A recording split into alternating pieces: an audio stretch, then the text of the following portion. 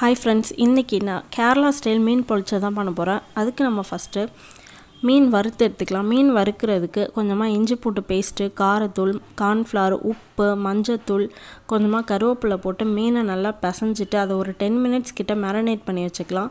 அப்படியே தோசைக்கல் நல்லா ஹீட் ஆனதும் அதில் கொஞ்சமாக எண்ணெய் ஊற்றி நம்ம செஞ்சு வச்சுருக்க மீன் மசாலாவை எடுத்து வறுத்து எடுத்துக்கலாம். பாருங்கள், மீன் இந்த மாதிரி நல்லா மொறுன்னு வறுத்து எடுத்துகிட்டு ஒரு இலையில் வச்சுக்கலாம்.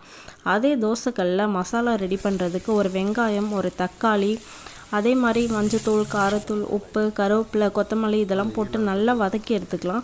இது தாங்க நம்ம மீன் பொரிச்சதுக்கு டேஸ்ட்டு கொடுக்குறதே. பாருங்கள், இந்த மசாலா ரெடி பண்ணியாச்சு. இப்போ ஒரு வாழை இலையில் நம்ம வச்சுருக்க மசாலாவை எடுத்து போட்டு அது மேலே ஒரு மீன் துண்டை எடுத்து வச்சு திரும்பவும் நம்ம வச்சுருக்க அந்த வெங்காயம், தக்காளி மசாலாவை போட்டு அது மேலே கொத்தமல்லி, கருவேப்பிலை போட்டு வாழை இலை நல்லா மடித்து தோசைக்கல்லில் வச்சு நல்லா ஒரு 5 மினிட்ஸ் கிட்ட நல்லா வேக விட்டு எடுத்துக்கலாங்க. அதுக்கு முன்னாடி நம்மளோட சேனலை மறக்காமல் சப்ஸ்கிரைப் பண்ணிக்கோங்க. இப்போ பாருங்கள், நம்மளோட மீன் பொரிச்சது ரெடி ஆகிடுச்சு. ஸோ இதை பார்க்கவே அவ்வளோ சூப்பராக கலர்ஃபுல்லாக வந்திருக்கு. இந்த மசாலாவை நம்ம சாதத்து கூடயும் பிசைஞ்சு சாப்பிட்லாம். அவ்வளோ ஒரு டேஸ்ட்டாக இருக்கும். கண்டிப்பாக எல்லாருமே இதை ட்ரை பண்ணி பாருங்கள். தேங்க்யூ.